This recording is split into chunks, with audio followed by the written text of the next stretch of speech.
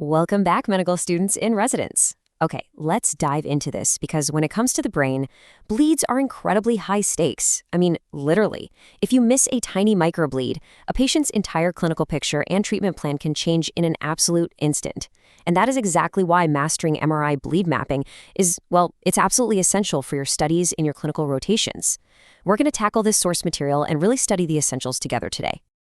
So here's the agenda for this explainer. 1. What is bleed mapping? 2. SWI versus T2gre. 3. Clinical uses. 4. The typical brain protocol. And 5. The ultimate exam takeaway. Let's get right into it.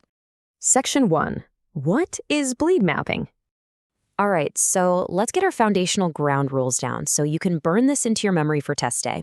A bleed mapping sequence in MRI refers to sequences that are highly sensitive to blood products, meaning hemorrhage, and iron, like hemosiderin.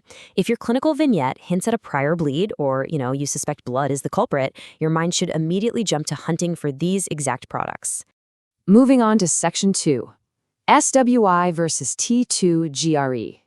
Now, this is where the exam questions really start to get tricky.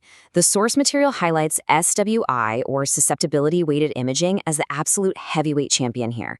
It's your best sequence. Why? Because it's so sensitive to iron that it can spot diffuse axonal injuries that are practically microscopic. Seriously, it finds bleeds so small they literally look like tiny little black dots of dust. Now, and this brilliantly illustrates the contrast, we have T2gre, that's gradient echo. It's an older sequence. It definitely detects acute and chronic hemorrhage, sure, but it really lacks that extreme hypersensitivity for those tiny microbleeds. Section 3. Clinical uses. Okay, visualize this. Here are the 7 highest yield clinical uses you need to take a mental screenshot of for your flashcards right now.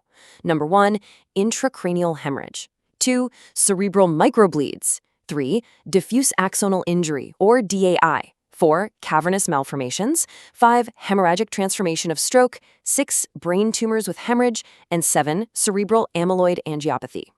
What makes this list an absolute goldmine for your studies is how perfectly it ties back to those strengths of SWI we just talked about.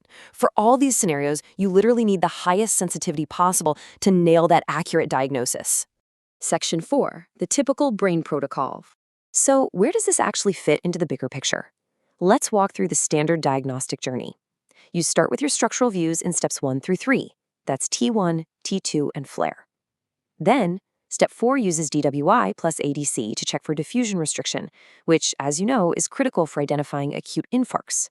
But right here at step 5, boom, that's where our bleed mapping sequence, SWI, jumps in to reveal those hidden hemorrhages. Finally, you finish up with contrast in step 6, if it's indicated. If you study a brain scan systematically like this, step by step, you won't miss a thing.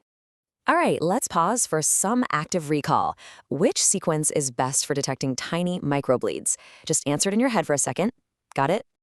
Section 5. The ultimate exam takeaway. And here it is, the golden rule you have to know. SWI is the preferred MRI bleed mapping sequence because it is more sensitive than T2gre for detecting small hemorrhages and microbleeds.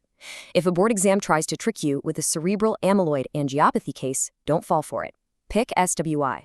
Accurately detecting these tiny details isn't just about acing your study blocks. It literally alters patient management and saves lives out there. So next time you study a brain scan, ask yourself, are you seeing the whole picture or are you missing the microbleeds? Keep studying hard and I'll catch you in the next explainer.